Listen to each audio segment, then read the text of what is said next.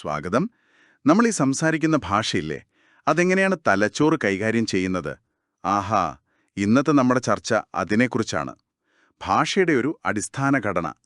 MA psychology വിദ്യാർത്ഥികൾക്ക് ഇത് വളരെ പ്രധാനപ്പെട്ട ഒരു വിഷയമാണല്ലേ? നമ്മളിന്ന് ബ്ലോക്ക് 3 യൂണിറ്റ് 2ലെ ഭാഷാ സംസ്കരണം, അതിൽ തന്നെ ഭാഷയുടെ സ്ട്രക്ചർ, അതാണ് നോക്കുന്നത്. തീർച്ചയായും. ഭാഷ എന്ന് പറയുന്നത് നമ്മൾ വെറുതെ സംസാരിക്കാൻ ഉപയോഗിക്കുന്ന ഒന്നല്ല. നമ്മുടെ ചിന്തകളെ, ഓർമ്മയെയൊക്കെ രൂപപ്പെടുത്തുന്ന ഒന്നാണ്. അപ്പോൾ ഈ ഭാഷയുടെ ഒരു കെട്ടുറപ്പ് മനസ്സിലാക്കിയാൽ മനസ്സ് എങ്ങനെ പ്രവർത്തിക്കുന്നു എന്നതിൻ്റെ ഒരു പ്രധാന ഭാഗം നമുക്ക് പിടികിട്ടും. ശരിയാണ്. അപ്പോൾ എവിടെ നിന്ന് തുടങ്ങാം? ഏറ്റവും ബേസിക് ആയിട്ടുള്ള കാര്യത്തിൽ നിന്നായാലോ? അതെ, ഏറ്റവും അടിസ്ഥാനത്തിൽ നിന്ന്. ഈ ഫോണീംസ്, അതായത് ശബ്ദിമങ്ങൾ. ഫോണീംസ് അതെന്താണ്? ഫോണീംസ് എന്ന് പറഞ്ഞാൽ ഭാഷയിലെ ഏറ്റവും ചെറിയ ശബ്ദ യൂണിറ്റുകളാണ്. മലയാളത്തിലിപ്പോ ക, പ, മ എന്നൊക്കെ പറയില്ലേ, അതുപോലത്തെ ശബ്ദങ്ങൾ. ഒരു രസമുള്ള കാര്യം എന്താന്ന് വെച്ചാൽ മനുഷ്യന്മാർക്ക് ഒരു 100ഓളം വ്യത്യസ്ത സൗണ്ടുകൾ ഉണ്ടാക്കാൻ പറ്റും. പക്ഷേ ഒരു ഭാഷ അതിൽ കുറച്ചെണ്ണമേ ഉപയോഗിക്കൂ. ഓഹോ. ഇംഗ്ലീഷിലെ ഏകദേശം ഒരു 45 എണ്ണമൊക്കെയേ ഉള്ളൂ. പക്ഷെ ഒരു കാര്യം, ഈ ശബ്ദങ്ങൾക്ക് സ്വന്തമായിട്ട് അർത്ഥമൊന്നുമില്ല. ഓക്കെ, അപ്പൊ ശബ്ദം മാത്രം പോരാ, അർത്ഥം എവിടെ നിന്നാണ് വരുന്നത്? അവിടെയാണ് അടുത്ത ലെവൽ വരുന്നത്. അതാണ് റൂബിമങ്ങൾ, അതായത് മോർഫീംസ്. മോർഫീംസ്. അതെ, അർത്ഥമുള്ള ഏറ്റവും ചെറിയ യൂണിറ്റ്. ഇപ്പോ ഓടി എന്ന് പറഞ്ഞാൽ അതൊരു മോർഫീമാണ്. ഓടുന്നു എന്ന് പറഞ്ഞാലോ? അതില് ഓടുക എന്നൊരു കാര്യമുണ്ട്, പിന്നെ ഇപ്പോ ചെയ്യുന്നു എന്നൊരു സൂചനയും മോർഫീമാണ്. വാക്കുകൾ, പിന്നെ വാക്കുകളുടെ മുന്നിലും പിന്നിലും ചേർക്കുന്ന പ്രിഫിക്സ്, സഫിക്സ് ഒക്കെ ഇതിൽ വരും. ഇതാണ് അർത്ഥത്തിന്റെ ബിൽഡിംഗ് ബ്ലോക്സ്. ഓക്കെ, അപ്പോൾ ഫോണീംസ് എന്ന സൗണ്ടും മോർഫിയംസ് എന്ന അർത്ഥമുള്ള ചെറിയ കഷ്ണങ്ങളും കിട്ടി. ഇതൊക്കെ എങ്ങനെയാണ് ഒരു സെന്റൻസ് പോലെ മീനിങ് ഫുൾ ആയിട്ട് മാറുന്നത്? അതിനെന്തെങ്കിലും നിയമങ്ങൾ? തീർച്ചയായും നിയമങ്ങളുണ്ട്. അതാണ് വാക്യഘടന, അല്ലെങ്കിൽ സിൻടാക്സ്. സിൻടാക്സ്. വാക്കുകൾ ഏത് ഓർഡറിൽ വരണം, എങ്ങനെ കൂട്ടിച്ചേർക്കണം എന്നൊക്കെയുള്ള റൂൾസ്. ഇപ്പോ നോക്കൂ, പട്ടിക്കുട്ടിയെ കടിച്ചു. ഇനി കുട്ടി പട്ടിയെ കടിച്ചു. വാക്കുകളൊക്കെ സെയിം ആണ്, പക്ഷെ ഓർഡർ മാറിയപ്പോൾ അർത്ഥം മൊത്തം മാറി, അല്ലേ? ശരിയാണ്. ആ ഓർഡർ വളരെ പ്രധാനപ്പെട്ടതാണ്. അതെ, ഈ നിയമങ്ങളാണ് ഭാഷയ്ക്ക് അതിന്റെ ഒരു പവർ കൊടുക്കുന്നത്. പക്ഷേ ഈ നിയമം അനുസരിച്ച് വാക്കുകൾ വെച്ചാൽ മാത്രം മതിയോ? ഇപ്പൊ ഞാൻ പച്ച നിറമില്ലാത്ത നീല ആശയങ്ങൾ ഭയങ്കര ശബ്ദത്തിൽ ഉറങ്ങുന്നു എന്ന് ഗ്രാമർ ശരിയായി പറഞ്ഞാൽ അതിനൊരർത്ഥം വേണ്ടേ? അത് നല്ല പോയിന്റാണ്. അവിടെയാണ് അടുത്ത ആള് വരുന്നത്, സെമാന്റിക്സ്, അർത്ഥവിജ്ഞാനം. സെമാന്റിക്സ്. അതെ, വാക്കുകൾക്കും വാക്യങ്ങൾക്കും എങ്ങനെയാണ് അർത്ഥം കിട്ടുന്നത് എന്ന് നോക്കുന്നതാണ് സെമാന്റിക്സ്. പക്ഷേ ഈ സെമാന്റിക്സ് മാത്രം പോരാ കേട്ടോ. ഓക്കെ, പിന്നെന്താ വേണ്ടത്? കോണ്ടെക്സ്റ്റ്, അതായത് സന്ദർഭം. പിന്നെ നമ്മൾ സംസാരത്തിൽ ഉപയോഗിക്കുന്ന ചില സോഷ്യൽ റൂൾസ്, അതിനെ പ്രാഗ്മാറ്റിക്സ് എന്ന് പറയും. പ്രാഗ്മാറ്റിക്സ് ഉദാഹരണം പറയാമോ? പറയാം. ഇപ്പൊ ഒരാള് ഇവിടെ നല്ല ചൂടാണല്ലേ എന്ന് ചോദിക്കുന്നു. അതിന്റെ അർത്ഥം ചൂടാണ് എന്ന് സമ്മതിക്കൽ. അതൊന്ന്. ചിലപ്പോ അതിന്റെ അർത്ഥം ഒന്ന് ഫാൻ ഇടാമോ എന്നൊരു റിക്വസ്റ്റ് കൂടിയാവാം. ആ സന്ദർഭം വെച്ചാണ് നമ്മളിത് മനസ്സിലാക്കുന്നത്. ശരിയാണ്, ഡയറക്റ്റ് അല്ലാത്ത അർത്ഥങ്ങൾ. അതെ, ഈ ഗ്രൈസിന്റെ തത്വങ്ങൾ എന്നൊക്കെ പറയുന്നത് ഇത് തന്നെയാണ്. നമ്മൾ സംസാരിക്കുമ്പോൾ ചുമ്മാ വാരി വലിച്ചു പറയില്ലല്ലോ. ആവശ്യത്തിന് പറയുക, സത്യം പറയുക, വിഷയത്തിൽ നിൽക്കുക.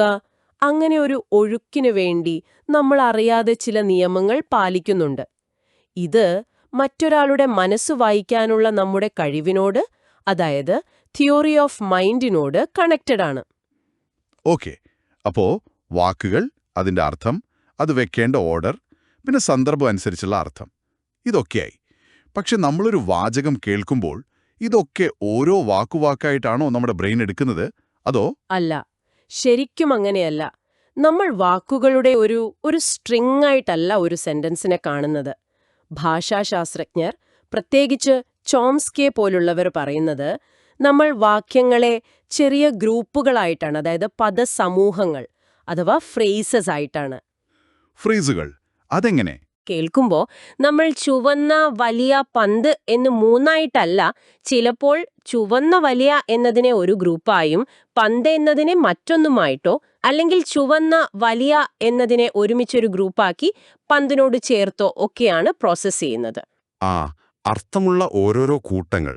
അതെ, ഇതിനെയാണ് പദസമൂഹ ഘടന അല്ലെങ്കിൽ ഫ്രേസ് സ്ട്രക്ചർ എന്ന് പറയുന്നത്.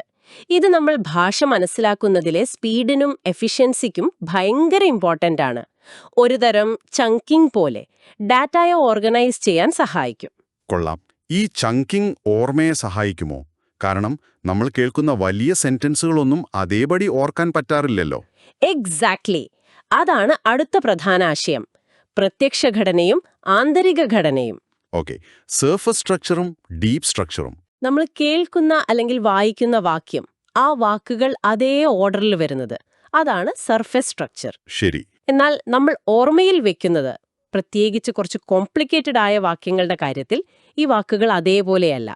മറിച്ച് അതിൻ്റെ ഒരു അടിസ്ഥാന ആശയം, ഒരു കോർ മീനിങ്, അതാണ് ആന്തരിക ഘടന അല്ലെങ്കിൽ ഡീപ്പ് സ്ട്രക്ചർ.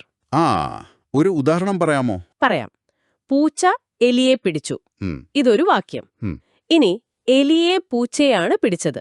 രണ്ടും രണ്ടാണ് കേൾക്കുമ്പോൾ. അതെ, സർഫസ് സ്ട്രക്ചർ വ്യത്യസ്തമാണ്. പക്ഷേ രണ്ടിന്റെയും ഡീപ്പ് സ്ട്രക്ചർ എന്താണ്? പൂച്ചയാണ് പിടിച്ചത്, എലിയാണ് പിടിക്കപ്പെട്ടത് എന്ന ആശയം. ആ, ശരിയാണ്. ആശയം ഒന്നാണ്. അതെ, നമ്മൾ ഓർക്കുന്നത് മിക്കവാറും ഈ ഡീപ്പ് സ്ട്രക്ചറാണ്, അല്ലെങ്കിൽ അതിനോട് ബന്ധപ്പെട്ട ഒരു സ്കീമയായിരിക്കും. അതുകൊണ്ടാണ് ഒരാൾ പറഞ്ഞൊരു കാര്യം നമ്മൾ കുറച്ചു കഴിഞ്ഞ് ഓർത്തു പറയുമ്പോൾ നമ്മുടെ സ്വന്തം വാക്കുകളിൽ പറയുന്നത്, അല്ലാതെ ആ വാക്കുകൾ അതേപടി ഓർത്തെടുക്കുകയല്ല. ഓക്കെ. അപ്പോ ഓർമ്മ എന്നത് ഒരു റെക്കോർഡിംഗ് അല്ല, ഒരു റീകൺസ്ട്രക്ഷൻ ആണ്. അതെ, ഇത് നിങ്ങൾ സൈക്കോളജിയിലെ ഓർമ്മയിലെ പിശകുകൾ, മെമ്മറി എറേഴ്സ് ഒക്കെ പഠിക്കുമ്പോൾ വളരെ പ്രധാനപ്പെട്ട ഒരു കാര്യമാണ്. കൊള്ളാം. അപ്പോൾ ഭാഷ എന്ന് പറയുന്നത് നമ്മൾ വിചാരിക്കുന്നതിലും എത്രയോ ആഴത്തിലുള്ള പല ലെയറുകളുള്ളൊരു സിസ്റ്റമാണ്, അല്ലേ? വെറും ശബ്ദത്തിൽ തുടങ്ങി അർത്ഥം, നിയമം, ഘടന, പിന്നെ ആഴത്തിലുള്ള ആശയം വരെ എത്തുന്നു. ശരിയാണ്.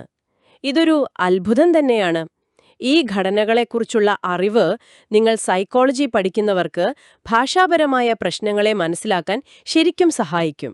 എങ്ങനെയെന്ന് പറയാമോ? ഉദാഹരണത്തിന്, അഫേസിയ പോലുള്ള ബ്രെയിൻ ഡാമേജ് കൊണ്ടുണ്ടാകുന്ന ഭാഷാപരമായ ബുദ്ധിമുട്ടുകൾ. അത് തലച്ചോറിലെ ഏതു ഭാഗത്തെയാണ് ബാധിച്ചത്? ഭാഷയുടെ ഈ പറഞ്ഞ ഘടനകളിൽ എവിടെയാണ് പ്രശ്നം? സൗണ്ടിലാണോ, ഗ്രാമറിലാണോ, അർത്ഥം മനസ്സിലാക്കുന്നതിലാണോ എന്നൊക്കെ തിരിച്ചറിയാൻ ഈ അറിവ് സഹായിക്കും. അതെ. വളരെ പ്രധാനപ്പെട്ട കണക്ഷനാണത്. അപ്പോൾ ഭാഷയുടെ ഘടനയെക്കുറിച്ച് ചിന്തിക്കുമ്പോൾ തലച്ചോറിന്റെ പ്രവർത്തനങ്ങളെക്കുറിച്ചാണ് നമ്മൾ ശരിക്കും ചിന്തിക്കുന്നത്. തീർച്ചയായും. ഇതിനെക്കുറിച്ച് കൂടുതൽ ആഴത്തിലറിയാൻ നിങ്ങൾക്ക് ബ്ലോക്ക് 3 യൂണിറ്റ് 2 വായിച്ചു നോക്കാവുന്നതാണ്. ഇന്നത്തെ ഈ വിവരങ്ങൾ നിങ്ങൾക്ക് ഉപകാരപ്പെട്ടു എന്ന് കരുതുന്നു. തീർച്ചയായും. അപ്പോൾ അടുത്ത തവണ പുതിയൊരു വിഷയവുമായി കാണാം. നന്ദി.